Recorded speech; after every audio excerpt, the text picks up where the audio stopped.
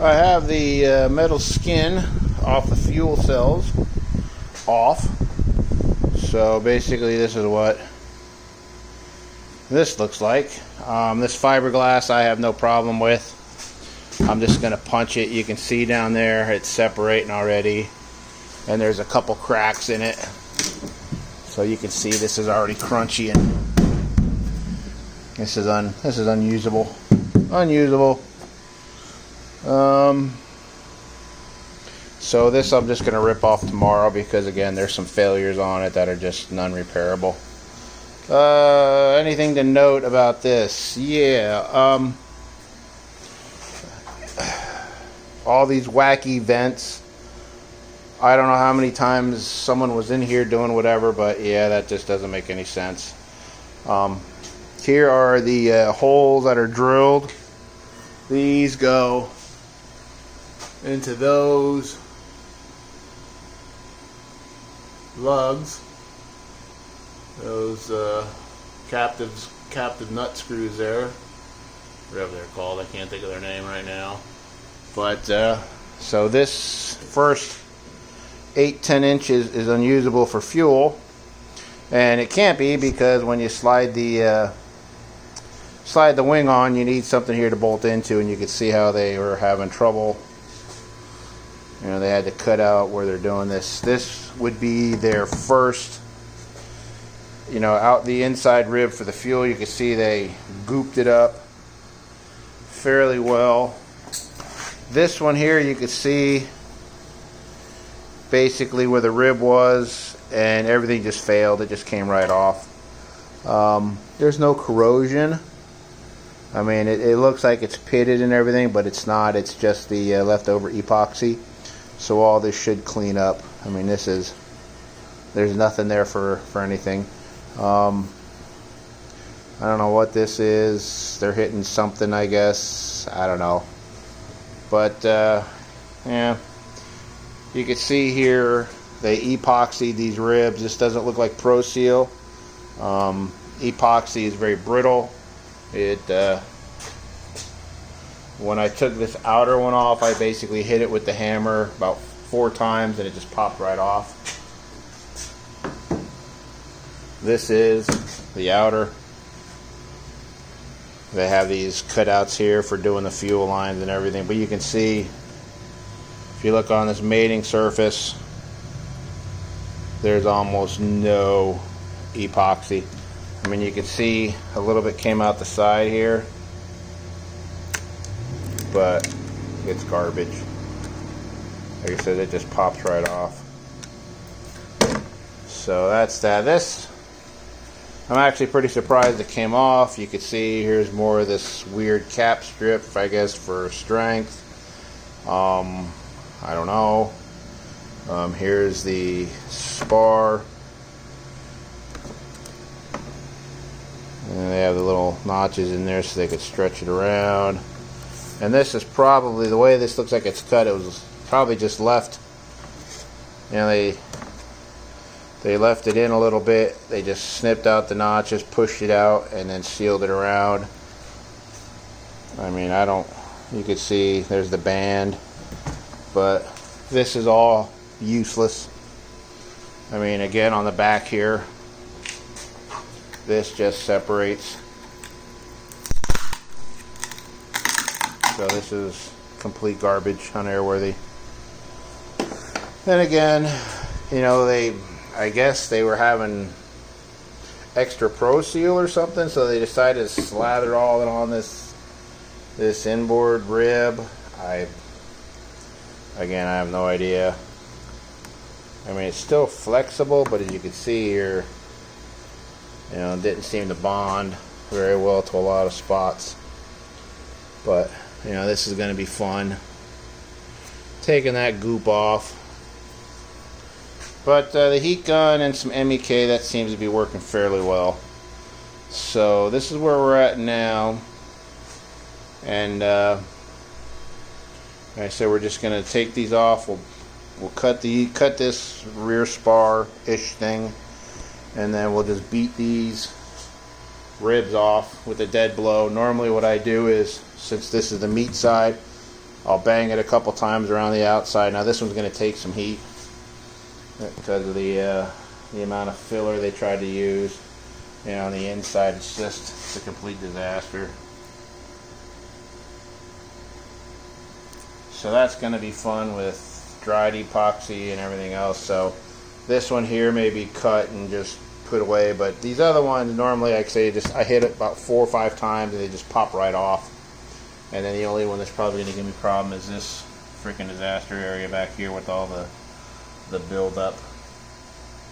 And here's some epoxy coming out here. I don't know if a little epoxy is good, more epoxy is gooder.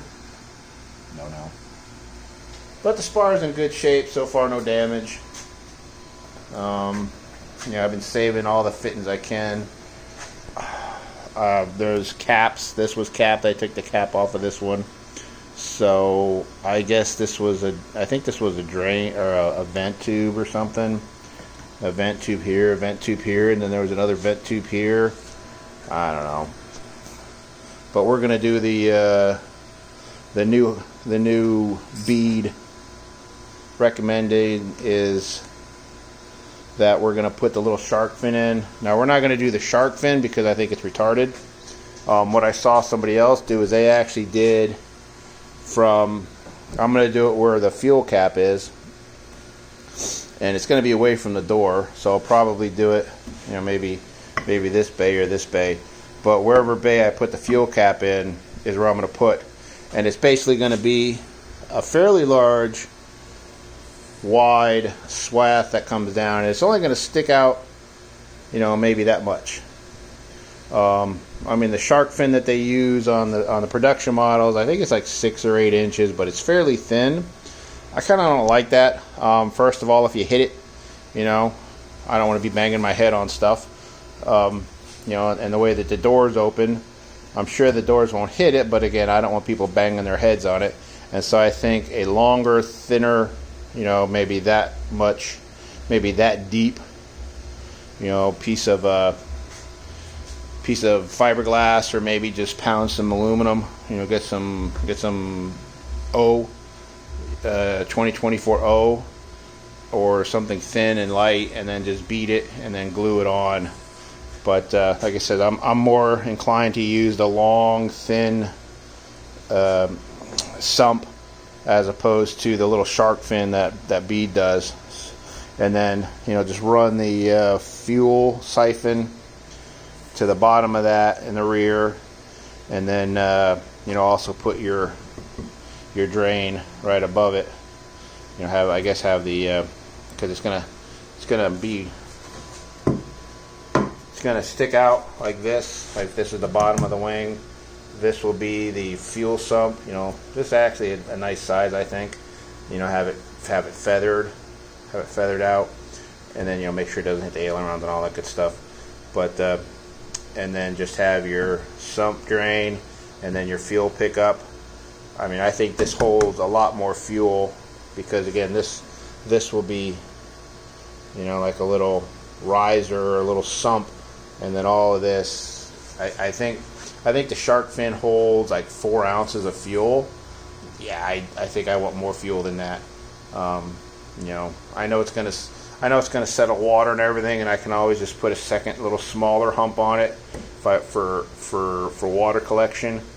But like I said, I like the thinner, longer. If that was sticking out of the wing for a fuel sump, that's not as retarded as they have the shark fin that sticks out, something like that, having that on the bottom of your wing.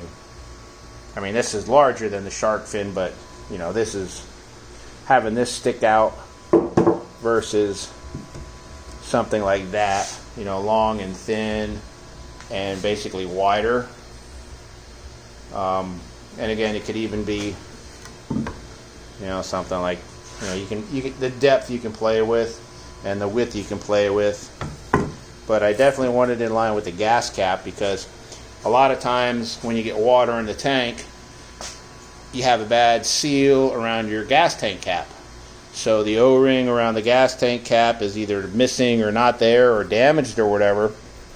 So what I want is I want this sump, this lowest point in the same bay, directly in line with and beneath the fuel tank sump, or the fuel tank cap, because if any water drips in, I want it going right down into the sump.